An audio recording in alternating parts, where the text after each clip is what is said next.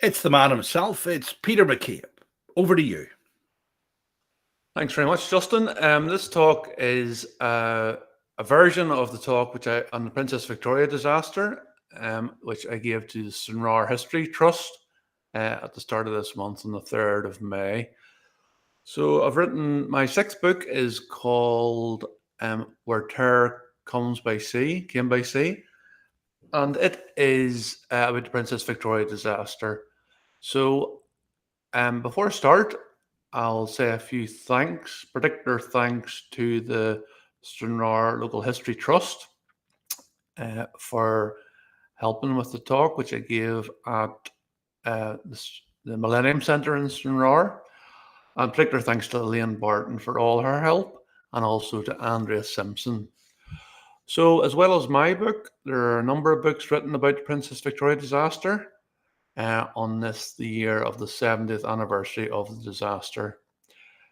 So a book that the Stranraer Local History Trust have written is by Jack Hunter. So this is the book here, and it's entitled The Loss of the Princess Victoria.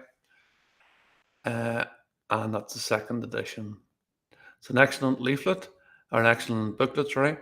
But from a Northern Ireland context, this book here, Death in the North Channel by Stephen Cameron, for me anyway, has been the Bible for my research into the Princess Victoria disaster. So this is an excellent book. If you can get your hands on it, I would very much recommend that. Another book, Last Message 1358 by Bill Pollock, about the death, as it says there, of the Princess Victoria, is also excellent. Again, quite hard to get, but if you can get your hands on either of those books, I would say I would recommend it. So this is my book, launched on the 70th anniversary. And you can see it's called Where Terror Came by Sea. And it talks about 70 graves of victims of the Princess Victoria disaster 70 years on. And that's the front cover. And you can see the little photograph there, a little image of a life raft, floating amongst the wreckage of the Princess Victoria. And this is where the headline came from. This is a press clipping from one of the newspapers at the time.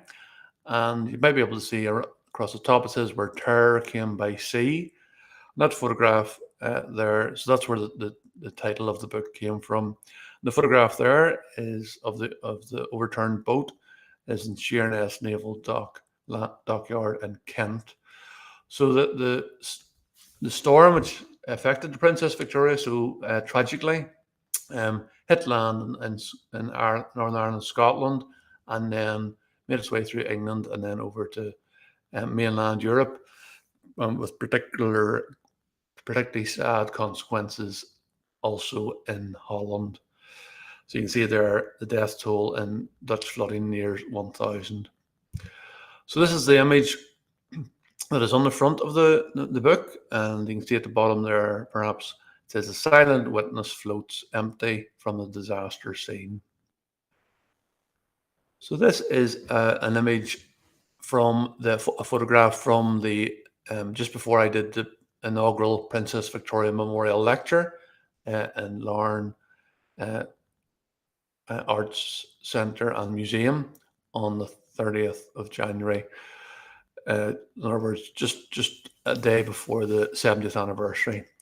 So you can see there's a good crowd at it, and so it was the inaugural Princess Victoria Memorial Lecture, and then it was a book launch as well. So this is the following day, on the 31st of January 2023. This is a very emotional and poignant service down at the Princess Victoria, MB Princess Victoria Memorial, just down at the Larne seafront at the Chain Tower.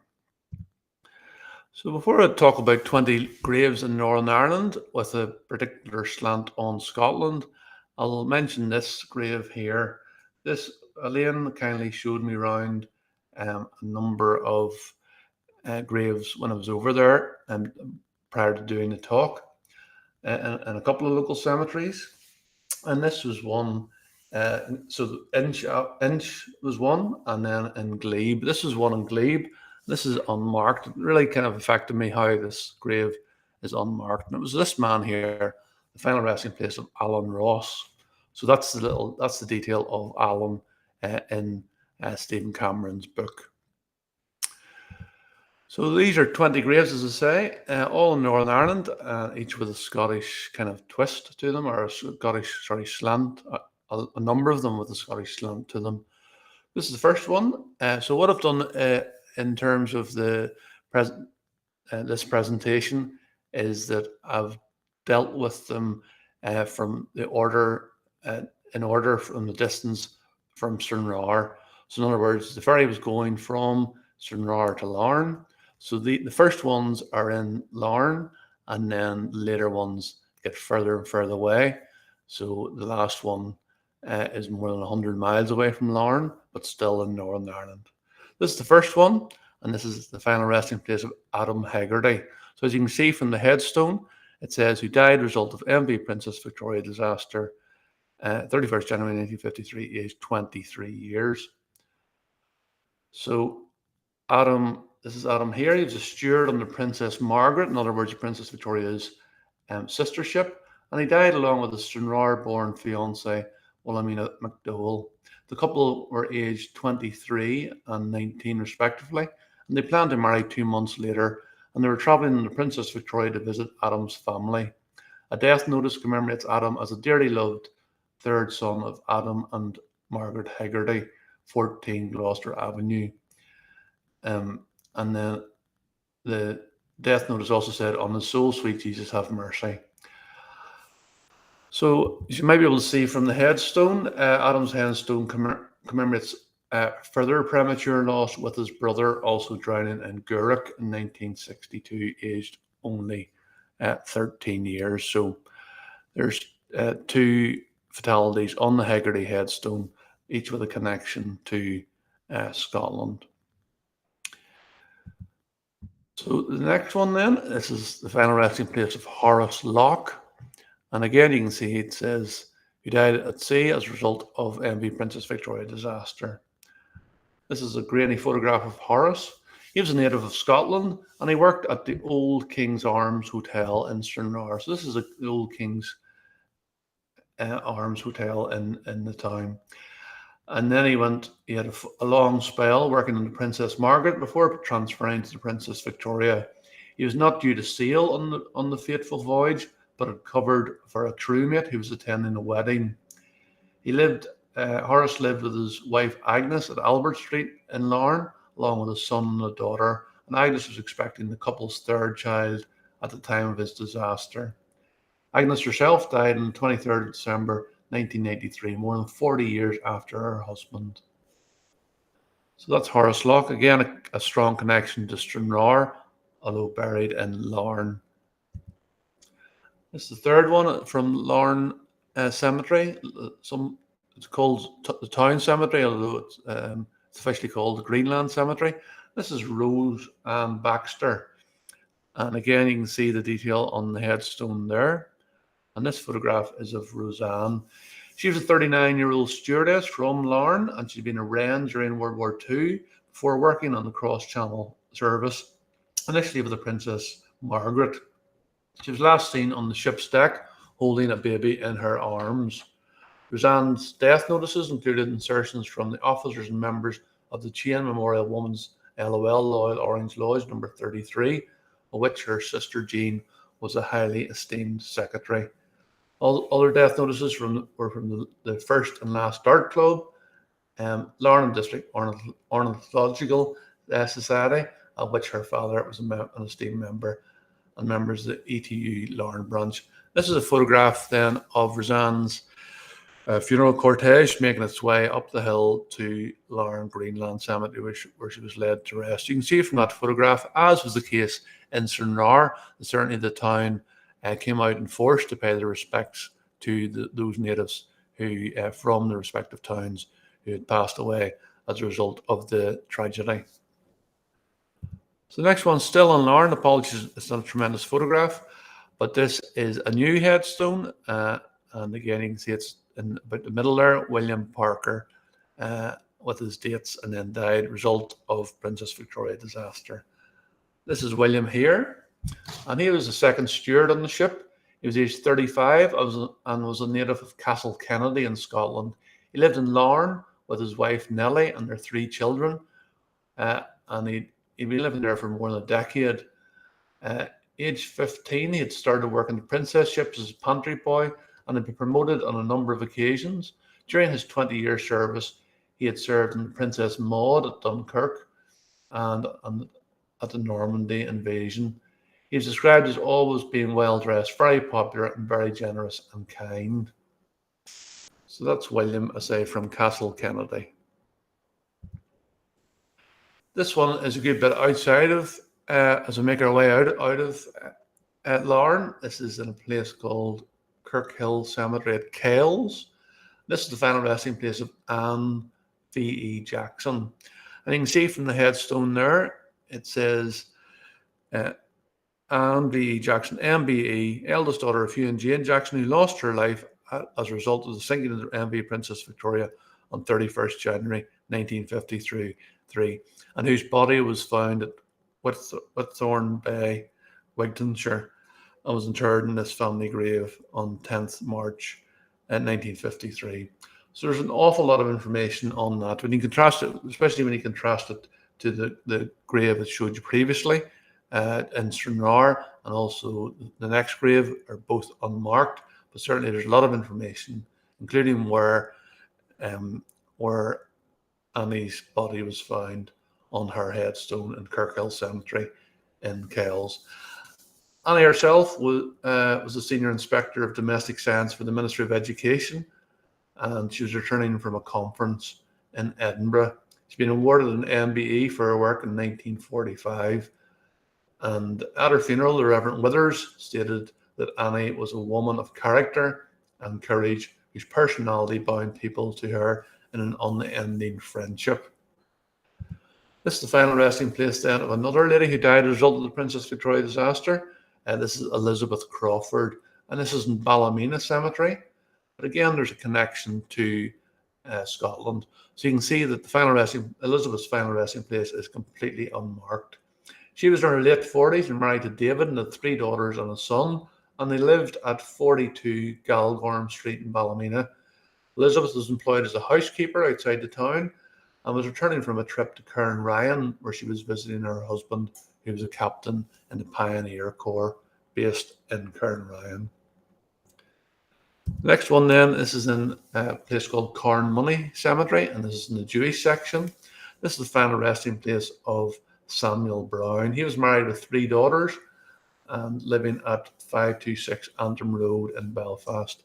As you can see, the headstone is split, with the latter half being in English.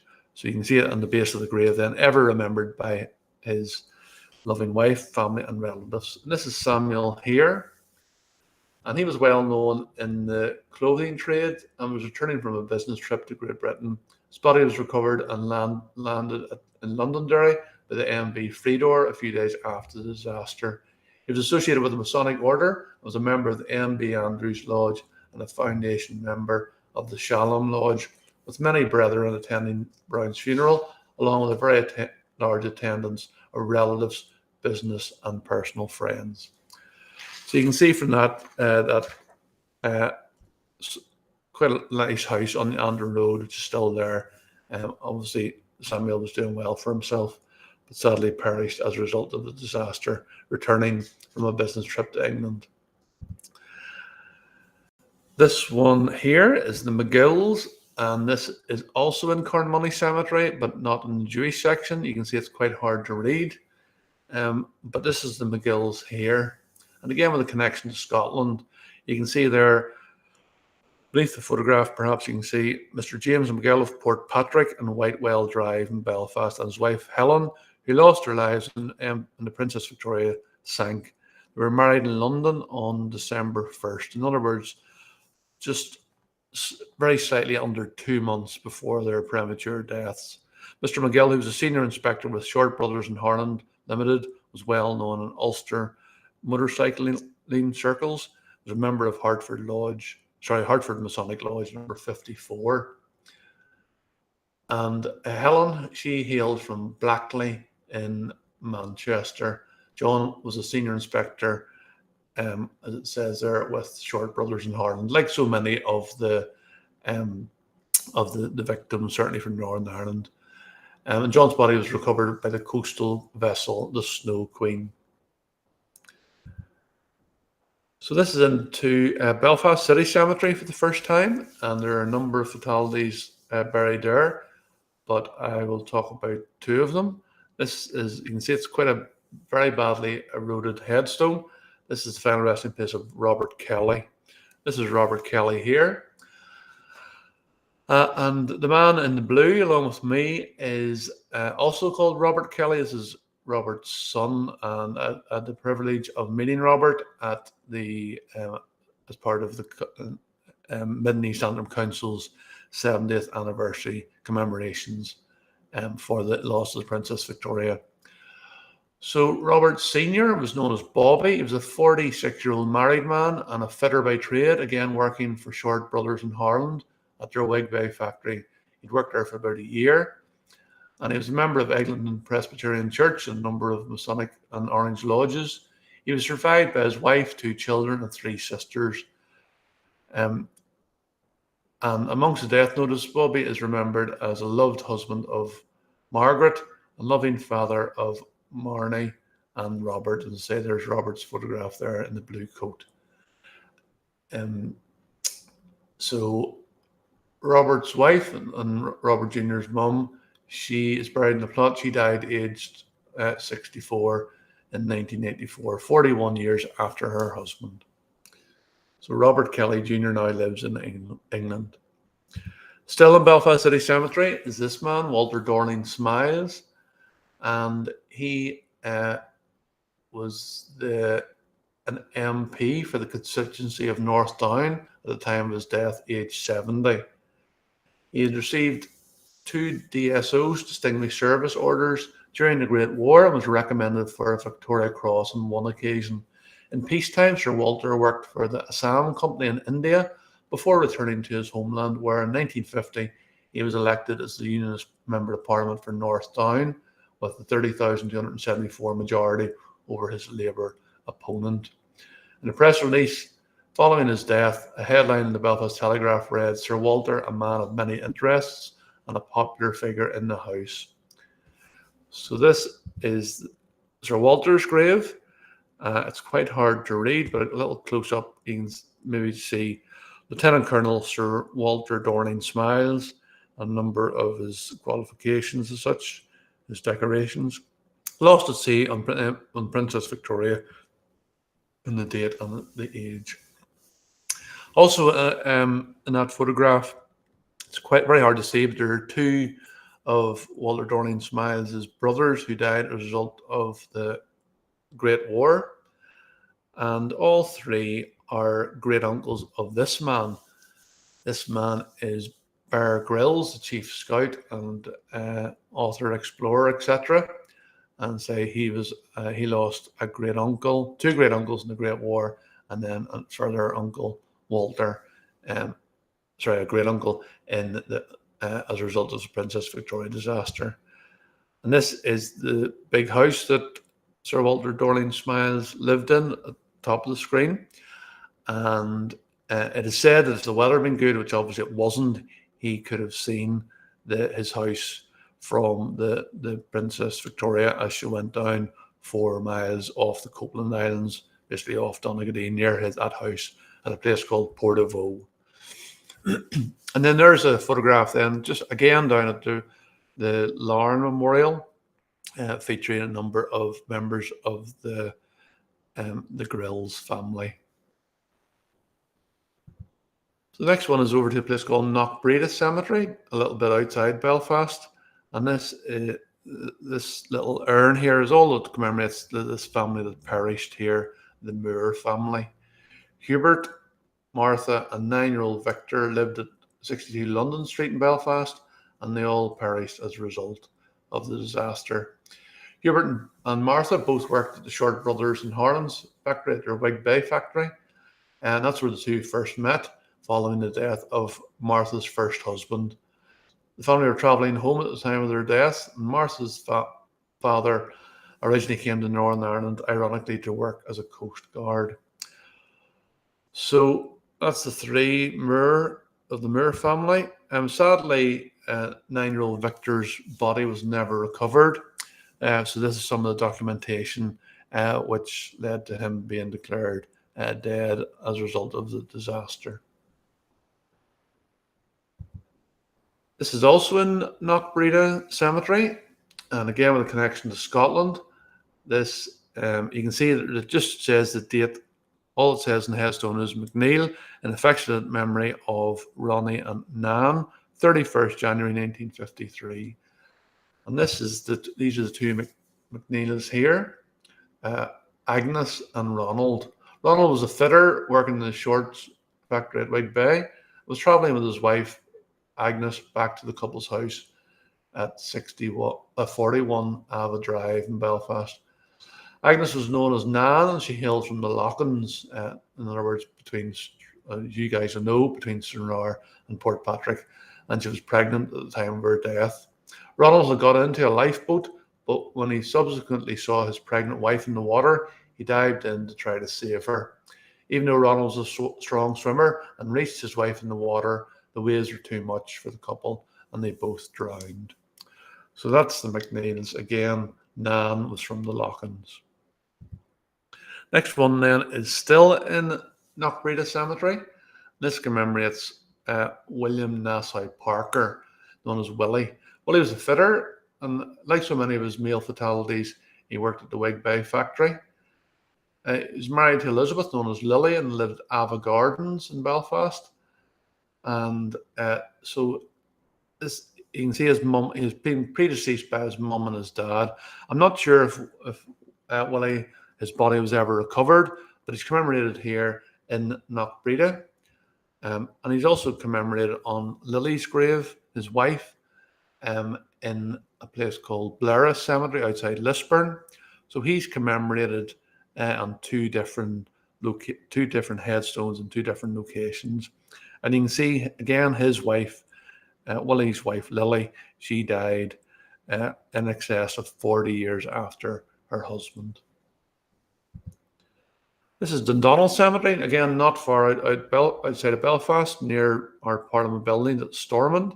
This is a grave here which is quite overgrown. You can see perhaps top left, and then I've cleared it up so you can actually see the headstone bottom right. And this is the headstone here. All it says is child's in loving memory of Leslie, Joyce, baby Stephen, and that's from their parents. The parents being either Leslie or Joyce's parents. This grave contains the remains of the Childs family who were lost as a result of the disaster. Leslie was chief petty officer in the Royal Navy, and he was recorded as living at Green Road, Southsea in England. He was travelling along with his wife Joyce and their 3-year-old son Stephen to a new posting on the newly completed Harland Wolff aircraft carrier HMS Centaur. It's due to be handed over to the Navy in September 1953. There's a little clipping from about that very, very sad funeral, I say, prior to the Dundonald Cemetery. There's again a rather grainy photograph, but following a naval funeral at St George's Church in High Street in Belfast, the family were laid to rest on the perimeter of Dundonald Cemetery.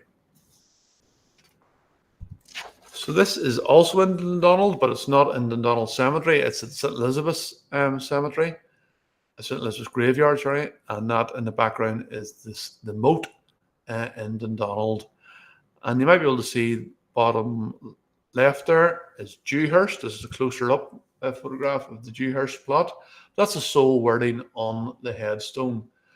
But it commemorates this man, Frank Dewhurst. He was a captain and adjutant of the 53rd AA Workshop Company, REMI, Royal Electrical and Mechanical Engineers, and he's living at 8 Cherry Hill Drive in Dundonald. and was aged 60 at the time of his death. In his death notice in the Belfast Telegraph, he's commemorated as deeply regretted by his sorrowing wife Florence, son and daughter-in-law. So I first became aware of this plot when I was doing a tour of the city cemetery. I mentioned Walter Dorney Smiles, and then I was told that a relation knew of Dewhurst, who's buried in Dundonald Cemetery. Next one then is in Drumbaig, again heading out of Belfast in the direction of Lisburn, and this is John Maynard Sinclair. He was aged 57, and he's Deputy Prime Minister and Minister of Finance in the Northern Ireland government. He reputedly helped women and children up to the boat deck, an ultimately fruitless task, as we know, as all women and children perished, as sadly did Major Sinclair. So this is him here. And Belfast Telegraph article following the disaster stated that his minister he shouted, "My name is Sinclair." So newspaper reports following Sinclair's death stated he was regarded as the next Northern Ireland Prime Minister and an outstandingly successful finance minister and senior member of the cabinet. There are a number of places locally named in his memory, including a sports pavilion at Stormond and a children's ward in the Ulster Hospital in Dundonald, as well as a Major J.M. Sinclair Memorial Pipe Band, and they played at the commemorations into the 70th anniversary of the disaster. And this is a newspaper clipping from the time of Maynard Sinclair's funeral. This is a place called Downhill, quite outside Coleraine on the way to Derry, near Castle Rock, near Mussenden Temple. And this is the final resting place of Nancy Bryson. This is Nancy Bryson here. She was a native of Londonderry. She had helped found the Londonderry Christian Workers Union in the city. Nancy and her husband Edgar had been missionaries for 17 years and were home on furlough from their mission in Kenya. The couple and their 3 daughters were due to return to Africa a fortnight later after spending some time with Nancy's sisters in Castle Rock. Nancy was returning home on the Princess Victoria after visiting a friend in Scotland, and her husband travelled down to Larne to pick Nancy up. Her funeral notice recorded her as the beloved wife of Edgar N. Bryson, Castle Rock, County Londonderry, and Eldoret in Kenya. So this one here, again, quite a distance away from Larne. It's in a outside place called Limavady in St. Matthew's Roman Catholic graveyard at Drumcerne. This is 28-year-old Francis Mullen. He was a sergeant in the Royal Irish Fusiliers and he'd served for 7 years. He's known as Frank, and he was travelling home from his posting in East Africa on compassionate leave to visit his ill mother. He was living at Ballymully, outside Limavady. Frank was then to be transferred to the Omagh barracks. His family were unaware that he was returning home until they were informed he was missing. Frank's body was found along with that of Edmund Freel in a Princess Victoria lifeboat, which was washed up at Kearney Point near Portaferry 3 days after the sinking of the ship. So the penultimate grave we'll talk about is up in Londonderry at Derry City Cemetery. This is it's hard to read, but it's this man, Dudley F. Kipling. He was a native of Ware in Suffolk, and he fought in the Great War, and then in the Second World War he served with the Ulster Home Guard as an intelligence officer.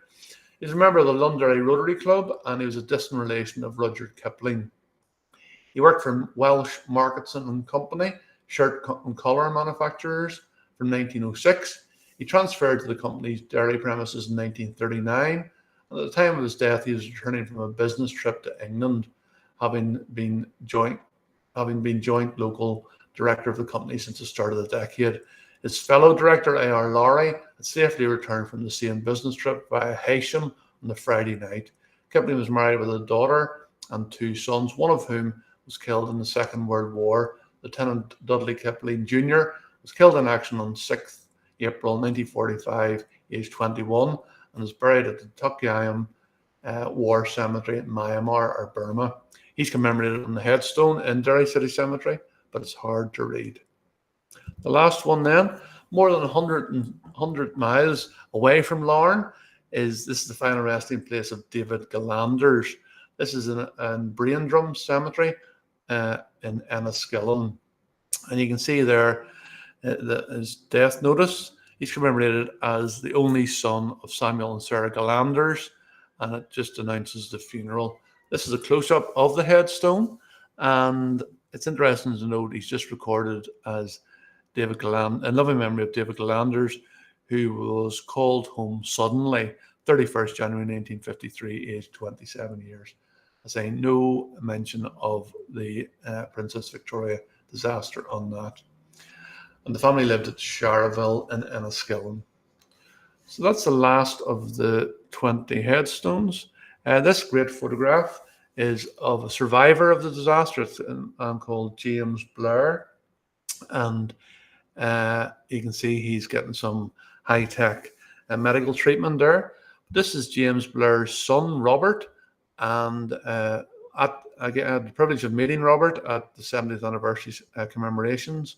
And you can see that's him in front of the photograph of his father after he survived the disaster. This is an account of that Robert let me see of how James, his father, survived the disaster. This is a great guy called David Hume, and he is the man who was responsible for putting together all the commemoration events as part of the Mid and East Antrim Council's 70th anniversary of the Princess Victoria disaster celebrations. So there are plans, thankfully, particularly for the concert that David organised and facilitated, called For Those in Peril at the Sea. There are plans for it to hopefully go to Scotland sometime, perhaps to commemorate the 71st anniversary of the loss of the MV Princess Victoria. That's all, folks. Thanks very much for listening.